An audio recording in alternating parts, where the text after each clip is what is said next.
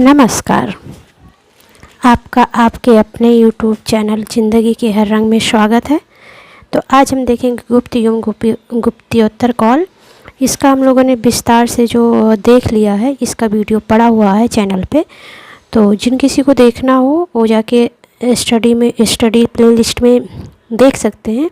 तो आज इसका हम लोग क्वेश्चन आंसर देखेंगे जो पिछले वर्षों में पूछा गया है। तो आइए देखते हैं। पहला है, गुप्त वंश ने अवधि में शासन किया। फिर इसमें डॉट डॉट दिया हुआ कि किस अवधि में शासन किया गुप्त वंश ने।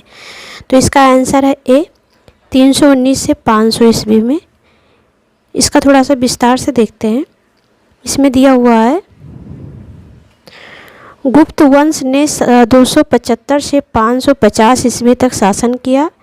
इस वंश की स्थापना लगभग 275 ईस्वी में महाराज श्री गुप्त द्वारा की गई थी, किंतु गुप्त वंश का प्रथम शक्तिशाली शासक चंद्रगुप्त फर्स्ट था। मतलब इसकी स्थापना तो किया था महाराज श्री गुप्त ने, लेकिन इसका जो प्रभावशाली शासक था वो चंद्रगुप्त फर्स्ट था, जिसने 319 से 335 ईस्वी तक शासन किया। इससे अपनी महत्वता सूचित करने के लिए अपने पूर्वजों के विपरीत महाराजाधिराज की उपाधि धारण की। तो ये जो चंद्रगुप्त फर्स्ट था, इसने महाराजाधिराज की उपाधि धारण की। ठीक है, ये भी क्वेश्चन पूछता है। फिर है क्वेश्चन, आगे देखते हैं। निम्नलिखित शासकों में से किस एक ने 4 अश्वमेधों का संपादन किया था? पहला है पुष्यमित्र शुक, दूसरा है प्रवरसेन प्रथम, तीसरा है समुद्रगुप्त, चौथा है चंद्रगुप्त द्वितीय।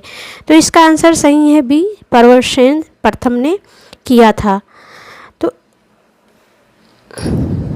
वाकाटक शासक प्रवरसेन प्रथम ने 4 अश्वमेध यज्ञों का संपादन किया था। इसके साथ ही उसने अनेक वैदिक यज्ञ भी किए।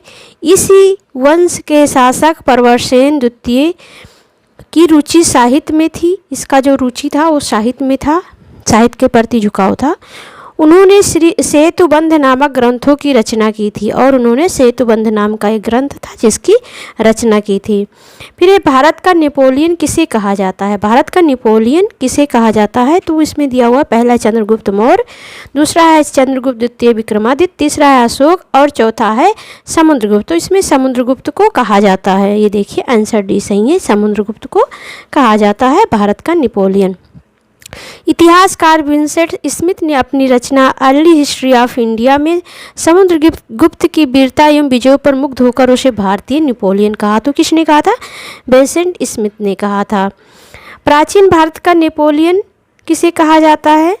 यही क्वेश्चन रिपीट कर दिया है। चंद्रगुप्त मौर्य, पुष्यमित्र, कनिष्क, समुद्रगुप्त। तो समुद्रगुप्त को माना जाता है, क्या कहा जाता है? भारत का नेपोलियन। भारत का नेपोलियन किसे कहा जाता है? समुद्रगुप्त को। ठीक है। फिर निम्नलिखित में से किस गुप्त राजा का एक अन्य नाम देवगुप्त था? इनमें से किसका नाम एक देवगुप्त था? समुद्रगुप्त है, फिर है चंद्रगुप्त द्वितीय, कुमारगुप्त, ऊपर में से कोई नहीं। तो इसमें है चंद्रगुप्त द्वितीय को देवगुप्त भी कहा जाता था, उनका एक नाम था देवगुप्त। गुप्त शासक चंद्रगुप्त द्वितीय विक्रमादित्य का एक अन्य नाम देवगुप्त मिलता है। इसका प्रमाण साची एवं वाकटक अभिलेखों से मिलता है। उसके अन्य नाम देवराज तथा देवश्री भी मिलते हैं। फिर है प्रथम गुप्त शासक जिसने परम भागवत की उपाधि धारण की थी, कौन था? तो चंद्रगुप्त द्वितीय था। इसमें दिया हुआ ऑप्शन में देखिए, चंद्रगुप्त प्रथम, समुद्रगुप्त, श्रीगुप्त और चंद्रगुप्त द्वितीय। तो चंद्रगुप्त द्वितीय था। चंद्रगुप्त द्वितीय विक्रमादित्य वह प्रथम गुप्त शासक था जिसने परम भागवत की उपाधि धारण की थी। ये चंद्रगुप्त द्वितीय ही विक्रमादित्य था, और इसने ही ये प्रथम गुप्त शासक ऐसा था जिसने भगवत की उपाधि धारण की थी। मेहरौली लेख के अनुसार उसने विष्णुपद पर्वत पर विष्णुध्वज की स्थापना की थी। मेहरौली लेख में बताया गया है कि विष्णु पर्वत पे विष्णुध्वज की स्थापना किया था। ठीक है। परम भागवत उपाधि धारण करने वाला प्रथम गुप्त शासक कौन था? देखिए वहाँ पर अभी आपने पढ़ा है, चंद्रगुप्त प्रथम, समुद्रगुप्त, चंद्रगुप्त द्वितीय, रामगुप्त। तो इसमें था चंद्रगुप्त द्वितीय जो परम भागवत की उपाधि धारण करता था। ठीक है। फिर है इलाहाबाद स्तंभ अभिलेख निम्नलिखित में से किस एक से संबंध है? तो महापद्मानंद लिखा हुआ है पहला, दूसरा है चंद्रगुप्त मौर्य, तीसरा है अशोक, चौथा है समुद्रगुप्त। तो इसमें समुद्रगुप्त है जो कि इलाहाबाद स्तंभ अभिलेख के लिए एक संबंध है।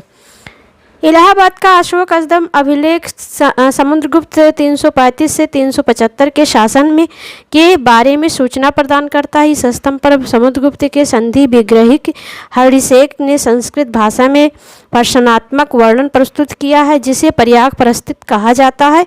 इसमें समुद्रगुप्त के विजयों का उल्लेख है। इसमें क्या है? समुद्रगुप्त के प्रयाग प्रस्थित में क्या है? समुद्रगुप्त के विजयों का उल्लेख बताया गया है। फिर है आगे, इलाहाबाद का अशोक स्तंभ किसके शासन के बारे में सूचना प्रदान करता है? तो पहला है चंद्रगुप्त मौर्य के, दूसरा है समुद्रगुप्त के और तीसरा है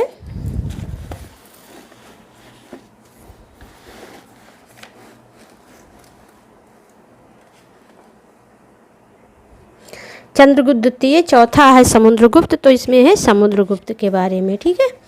फिर क्वेश्चन है, प्रयाग प्रस्थित जिसके सैन्य अभियान के बारे में जानकारी देता है क्या है? चंद्रगुप्त प्रथम, समुद्रगुप्त, चंद्रगुप्त द्वितीय, कुमारगुप्त। तो इसमें दिया हुआ है समुद्र के बारे में प्रयाग प्रस्थ जिसके सैनिक अभियान के बारे में जानकारी देता है वो क्या है? समुद्रगुप्त है। फिर आगे क्वेश्चन है, समुद्रगुप्त के प्रयाग प्रस्थित वाले स्तंभ में निम्नलिखित में से किसका लेख मिलता है? तो इसमें है जहांगीर का। किसका मिलता है? जहांगीर का। ठीक है। ये ऐसे आप लोग हेडलाइन करके अपना देख लीजिएगा, हेडलाइन जरूर कर लिया कीजिएगा। फिर है, प्रयाग प्रस्थित समुद्रगुप्त के विषय में जानकारी की एक महत्वपूर्ण स्रोत है। इसकी रचना समुद्रगुप्त के संधि विग्रह सचिव हरिसेन ने की थी। कनिष्क के मतानुसार यह लेख मूलतः कौशाम्बी में खुदवाया गया था। अकबर ने इसे कौशाम्बी से मंगाकर इलाहाबाद किले में स्थापित करवाया। इस पर जहांगीर का एक लेख रानी का अभिलेख एवं अशोक द्वारा कौशाम्बी के महामांत्रों को संघ भेद रोकने के लिए निर्देश भी खुदा है। आगे क्वेश्चन है, पृथ्व्या प्रथम वीर उपाधि थी किसकी थी? समुद्रगुप्त की, राजेंद्र प्रथम की, अमोघ वर्ष की या गौतमी पुत्र सतकर्णी की? किसकी थी? तो ये थी समुद्रगुप्त की। ठीक है। इतिहासकार तेज राम शर्मा ने अपनी पुस्तक a particle history of the imperial गुप्तांग में उल्लेख किया है कि समुद्रगुप्त ने अश्वमेध यज्ञ किया था। समुद्रगुप्त ने अश्वमेध यज्ञ किया था जिसके बाद उसे पृथ्व्यामः प्रतिरथ की उपाधि ग्रहण की जिसका अर्थ है ऐसा व्यक्ति, पृथ्व्यामः प्रतिरथ का अर्थ है ऐसा व्यक्ति जिसका पृथ्वी पर कोई प्रतिद्वंदी ना हो। मतलब पृथ्वी पर उसका कोई प्रतिद्वंदी ना हो। पृथ्वी का प्रथम वीर मतलब पहला वीर वही है। उत्तर प्रदेश लोक सेवा आयोग ने अपने संशोधित उत्तर पत्रक में इस प्रश्न को मूल्यांकन से बाहर कर दिया, लेकिन ये जो है यूपी PCS प्री 2016 में पूछा गया था, तो इसको जो है लोक सेवा आयोग ने अपने उससे क्वेश्चन से बाहर कर दिया था। फिर क्वेश्चन है, दिल्ली की कुब्बत उल इस्लाम मस्जिद के प्रांगण में उन्नत प्रसिद्ध लौह स्तंभ किसकी स्मृति में बनी थी? पहला है अशोक, दूसरा है चंद, पहला अशोक, दूसरा चंद और तीसरा है हर्ष, तीसरा है हर्ष और चौथा है आनंगपग। तो इसका जो है आंसर सही है चंद। इसका डिटेल में देखते हैं। दिल्ली में मेहरौली नामक स्थान से मेहरौली लौह स्तंभ लेख प्राप्त हुआ है। मेहरौली नाम के स्थान पे ही प्राप्त हुआ है, तो मेहरौली लेख स्तंभ याद करने में आसानी है। ठीक है। जो वर्तमान में कुतुब मीनार के समीप है, इस समय ये कुतुब मीनार के समीप है। इसमें चंद नामक किसी राजा की उपाधियों का वर्णन किया गया है। कोई चंद नाम के राजा थे, इनकी उपाधि क्या थी इसके बारे में बताया गया है, जिसका समीकरण गुप्त वंशीय शासक चंद्रगुप्त द्वितीय से किया जाता है। एक मान्यता के अनुसार लगभग 410 ईस्वी में चंद्रगुप्त द्वितीय विक्रमादित्य के समय में मेहरौली लौह स्तंभ उदयगिरी पहाड़ियों के पास विष्णुगिरी में स्थित था। चंद्रगुप्त द्वितीय विष्णु का उपासक था। चंद्रगुप्त द्वितीय जो था वो विष्णु का उपासक था। भगवान विष्णु के सम्मान में ही उसने इस लौह स्तंभ का निर्माण कराया था और भगवान विष्णु के सम्मान में इसने इसका निर्माण करवाया था। इस स्तंभ के शीर्ष भाग पर भगवान विष्णु के वाहन गरुड़ का चिन्ह अंकित है और इसके शीर्ष भाग पे जो है भगवान विष्णु का वाहन क्या है? गरुड़ है, तो उनका चिन्ह अंकित है। ठीक है। आगे क्वेश्चन है, कौन सा राजवंश हूणों के आक्रमण से अत्यंत विचलित हुआ था? मौर्य पहला, दूसरा कुषाण, तीसरा गुप्त और चौथा शुंग। तो इसमें गुप्त जो है हूणों के आक्रमण से अत्यंत विचलित हुआ था। इसका हूणों का पहला भारतीय आक्रमण गुप्त सम्राट स्कंदगुप्त के शासनकाल में 455 में हुआ था। उन्होंने पहली बार भारत पे आक्रमण कब किया था? तो 455 में किया था। किसके शासनकाल में? गुप्त सम्राट स्कंदगुप्त के शासनकाल में किया था। तथा स्कंदगुप्त के हाथों से बुरी तरह परास्त हुआ और स्कंदगुप्त के हाथ से जो है हूण परास्त हो गए थे, मतलब हार गए। यह आक्रमण एक धावा मात्र था, एक धावा किया गया था और देश के ऊपर इसका कोई तात्विक प्रभाव नहीं पड़ा, किंतु परोक्ष रूप से इसने गुप्त साम्राज्य के पतन की गति को तेज कर दिया। स्कंदगुप्त की मृत्यु के बाद 5वीं शताब्दी ईस्वी के अंत तक 6ठी शताब्दी के प्रारंभ में उत्तर पश्चिम के कई क्षेत्रों पर हूणों ने कब्जा कर लिया, लेकिन 5वीं शताब्दी के मतलब अंत आखिरी तक और 6ठी शताब्दी प्रारंभ होते होते हूणों ने जो है उत्तर और पश्चिम के कई क्षेत्रों पे अपना अधिकार जमा लिया, मतलब वहाँ पे अपना कब्जा बना लिया। ठीक है, अब क्वेश्चन आगे है कि हूणों ने भारत पर आक्रमण किया था। पहला है चंद्रगुप्त द्वितीय के शासनकाल में, कुमारगुप्त प्रथम के शासनकाल में, तीसरा है स्कंदगुप्त के शासनकाल में और चौथा है बुद्धगुप्त के शासनकाल में। तो अभी हम लोगों ने ऊपर देखा है कि ये स्कंदगुप्त के शासनकाल में जो है भारत पर आक्रमण किए थे और उत्तर पश्चिम के क्षेत्रों पर इन्होंने कब्जा भी कर लिया था 5वीं शताब्दी के अंत में और 6ठी शताब्दी के प्रारंभ में। अभी हम लोगों ने ऊपर एक क्वेश्चन देखा था। ठीक है, फिर निम्नलिखित में से किस गुप्त शासक ने हूणों पर विजय प्राप्त की थी? यही देखिए रिपीट फिर किया है, चंद्रगुप्त द्वितीय, कुमारगुप्त प्रथम, स्कंदगुप्त और भानुगुप्त। तो स्कंदगुप्त था। ठीक है, अब आगे देखते हैं। आगे है गुप्त सम्राट जिसने हूणों को पराजित किया था, कौन था? तो है समुद्रगुप्त, चंद्रगुप्त द्वितीय, स्कंदगुप्त, रामगुप्त। तो ये है स्कंदगुप्त। गुप्त सम्राट जिसने हूणों को पराजित किया था वो कौन था? स्कंदगुप्त था। वही क्वेश्चन रिपीट किया है। ठीक है, फिर इनमें से किस गुप्त शासक ने हूणों को पराजित किया था? तो स्कंदगुप्त। वही रिपीट क्वेश्चन है। किस अभिलेख से ज्ञात होता है कि स्कंदगुप्त ने हूणों को पराजित किया था? ये उससे थोड़ा अलग पूछ दिया है। भीतरी स्तंभलेख से पहला है, दूसरा है इलाहाबाद स्तंभलेख से, तीसरा है मंदसौर अभिलेख से और चौथा है उदयगिरी अभिलेख से। तो भीतरी स्तंभ अभिलेख से पता चलता है कि स्कंद ने हूणों को पराजित किया था। ठीक है, इसका देखते हैं। उत्तर प्रदेश के गाजीपुर जिले में सैदपुर तहसील में भीतरी नामक स्थान से भीतरी स्तंभलेख मिलता है। इसमें पुष्पमित्रों और हूणों के साथ स्कंदगुप्त के युद्ध का वर्णन मिलता है। उल्लेखनीय है कि हूणों का पहला भारतीय आक्रमण गुप्त सम्राट स्कंदगुप्त के शासनकाल में 455 ईस्वी में हुआ था, जिसमें वह स्कंदगुप्त से बुरी तरह से पराजित हुए थे। आगे क्वेश्चन है, गुप्त साम्राज्य के पतन के विभिन्न कारणों में निम्नलिखित कथनों का कौन सा कारण सही नहीं है? इनमें से कौन सा सही नहीं है? तो पहला हूण आक्रमण जो कि सही है, आगे हम लोग पढ़ चुके हैं। दूसरा प्रशासन का सामंतीय ढांचा, ये भी सही है। तीसरा उत्तरवर्ती गुप्तों का बौद्ध धर्म स्वीकार करना, ये भी सही है। और चौथा अरब आक्रमण, तो यही गलत है, अरब आक्रमण नहीं था। गुप्त साम्राज्य के पतन के उपर्युक्त कारणों में से अरबों का भारत पर आक्रमण इसके लिए उत्तरदायी नहीं था। भारत पर अरब आक्रमण गुप्तों के पतन के पूर्व मध्यकाल में हुआ था। इससे मतलब अरबों के आक्रमण का कोई लेना देना नहीं है। फिर क्वेश्चन है, शक विजेता किसे जाना जाता है? पहला है चंद्रगुप्त प्रथम, दूसरा है समुद्रगुप्त, तीसरा है चंद्रगुप्त द्वितीय और चौथा है कुमारगुप्त। तो शक विजेता चंद्रगुप्त द्वितीय को माना जाता है। गुप्त सम्राट चंद्रगुप्त द्वितीय विक्रमादित्य को शक विजेता कहा जाता है। पश्चिम भारत के अंतिम शक राजा रुद्रसिंह III के चंद्रगुप्त द्वितीय विक्रमादित्य ने 5वीं सदी के प्रथम दशक में परास्त कर पश्चिम भारत में शक सत्ता का उन्मूलन किया था। ठीक है, शक को हराने के कारण चंद्रगुप्त विक्रमादित्य की एक अनुपाधि सकारी भी है। चंद्रगुप्त ने शकों को हराया था, इसने इनको एक उपाधि मिली थी जिसका नाम सकारी भी है। उसने इस उपलक्ष्य में चांदी के सिक्के भी चलाए थे। सकारी जो उपाधि उसको मिली थी, इस उपलक्ष्य में उसने चांदी के सिक्के चलाए थे। किसने? चंद्रगुप्त विक्रमादित्य। फिर रजत सिक्के जारी करने वाला प्रथम गुप्त शासक कौन था जो रजत सिक्का जारी किया था? पहला है चंद्रगुप्त प्रथम, दूसरा है समुद्रगुप्त, तीसरा है चंद्रगुप्त द्वितीय और चौथा है कुमारगुप्त। तो इसमें चंद्रगुप्त द्वितीय ने रजत सिक्के जारी किए थे। फिर रजत सिक्के की जारी करने वाला प्रथम गुप्त शासक चंद्रगुप्त द्वितीय विक्रमादित्य था, जिसने गुप्त काल में रुपयक रूपक कहा जाता था। चंद्रगुप्त द्वितीय ने शक मुद्राओं के ही अनुकरण पर रजत मुद्राओं को उत्कीर्ण करवाया और शक राज्य में प्रचलित करवाया। इस प्रकार विकल्प सी सही है।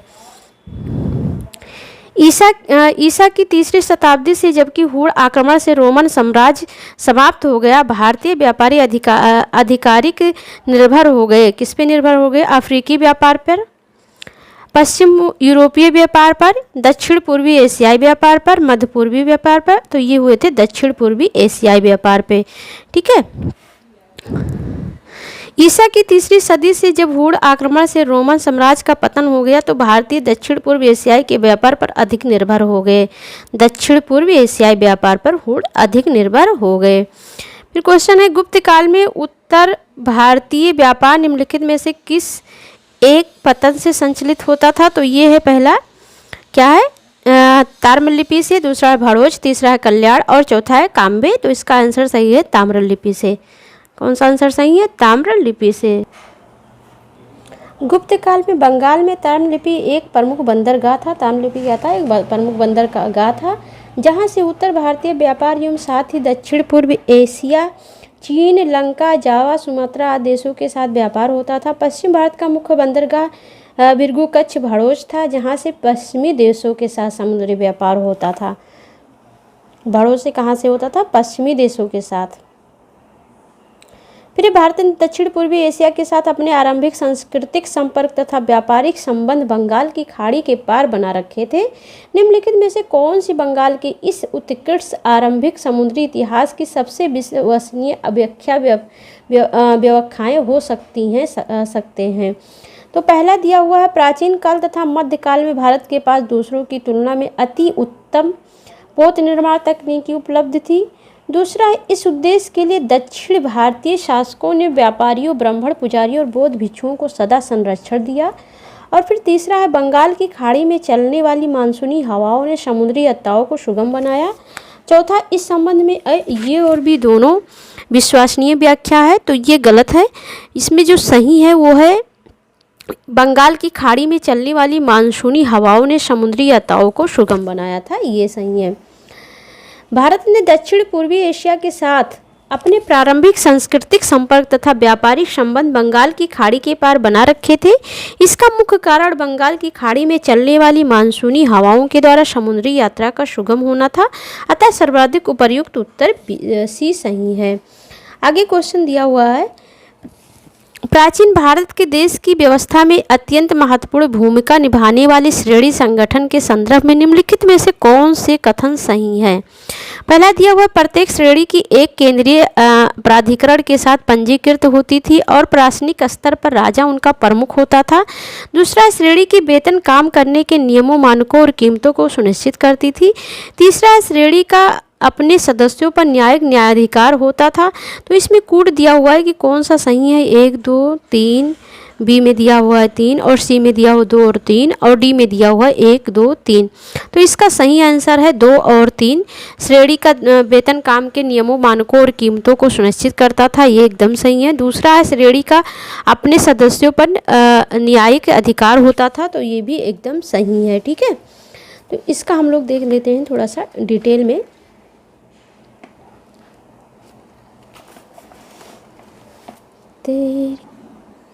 प्राचीन भारत की व्यवस्था में श्रेणियों का विशेष महत्व था। ये संगठन व्यापारियों के द्वारा उनके व्यापार के समुचित संचालन के लिए स्थापित किए जाते थे। श्रेणियों का अपने सदस्यों पर न्यायिक अधिकार होता था तथा श्रेणियों के द्वारा ही सदस्यों के वेतन, काम करने के नियमों, मानकों एवं कीमतों का निर्धारण किया जाता था। प्रत्येक श्रेणी का अपना एक प्रमुख होता था।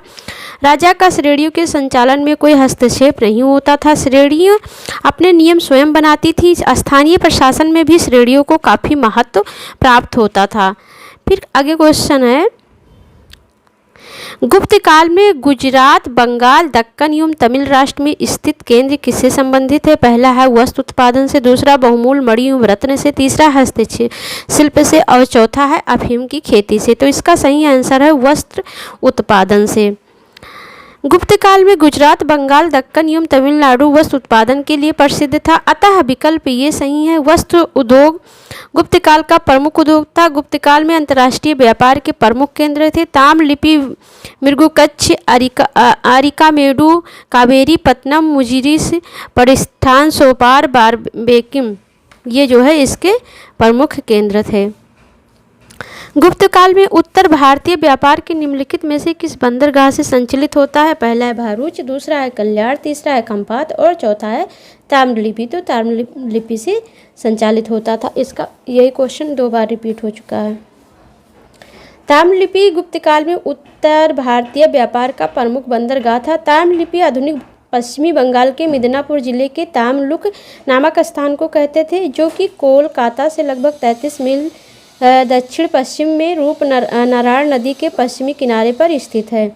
निम्नलिखित में से कौन गुप्त काल में अपनी आयुर्विज्ञान विषयक रचना के लिए जाना जाता है? पहला है सोमिलिक, दूसरा है शूद्रक, तीसरा है रौनक और चौथा है सुषुप्त। तो ये जो है सुषुप्त जाना जाता था गुप्त काल की अपनी आयुर्विज्ञान विषयक रचना के लिए।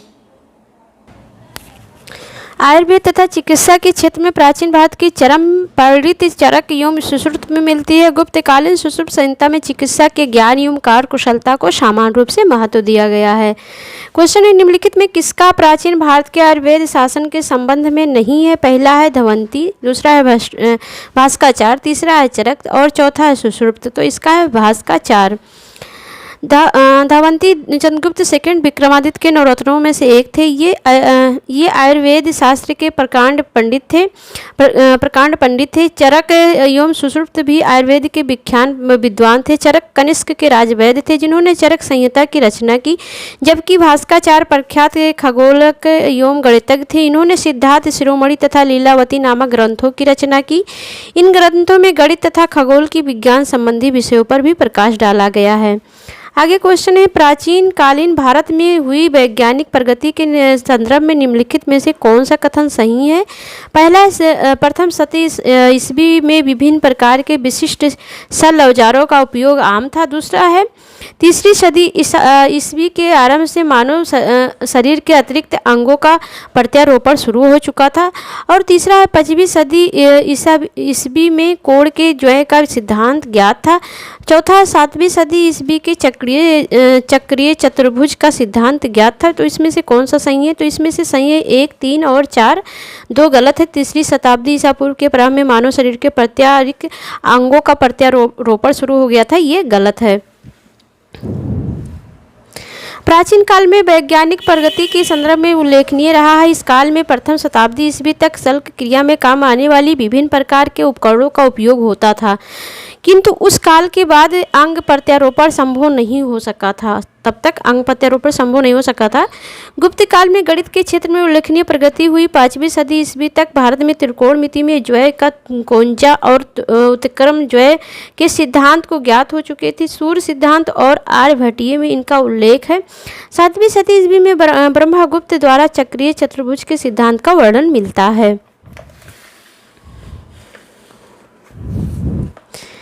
फिर है, चंद्रगुप्त के 9 रत्नों में से निम्न में से कौन फलिक ज्योतिष से संबंधित था? पहला है रुचि, दूसरा है शंकु, तीसरा है झटपट और चौथा है अमर। तो इसमें है झपड़क जो था ये चंद्रगुप्त के 9 रत्नों से संबंधित था।